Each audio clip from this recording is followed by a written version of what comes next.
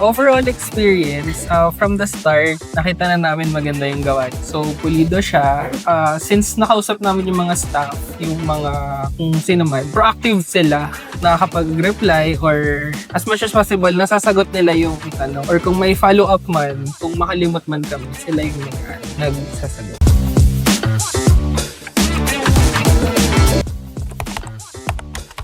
Then regarding naman sa mga issues, pag may mga na-encounter, syempre hindi naman may iwasan yun pag nagpapagawa ng bahay. May encounter at may encounter kaming issue. So sobrang mabilis yung naging action nila. The next day, in-inspect yata ng management ng engineer. Then yun, pinapalitan agad. So yun, parang magandang proactive. Good practice yun.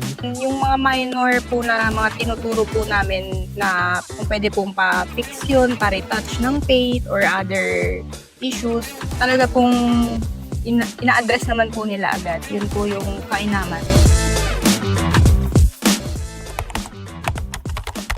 Mare-recommend po. Kasi pagka may mga kaibigan ako na nagpapagawa ng bahay, parang laging feedback nila, wala, masakit sa ulo yan, problema yan. Pero sa top notch, parang nagkaroon man kami ng problema, sobrang minor lang. As an OFW nga, so wala po ako lagi dito para magbantay. Then siya naman, malayo yung house nila dito. So wala nga nagsusupervise. So tiwala na lang talaga sa mga taong gumagawa dito, sa mga updates, etc. So actually, kung na-recommend ko na actually, na-recommend ko na sa mga workmates ko doon sa Singapore. Then, ayun, nagagandahan nga sila. Tapos, medyo aware sila sa naging result. So, ayun.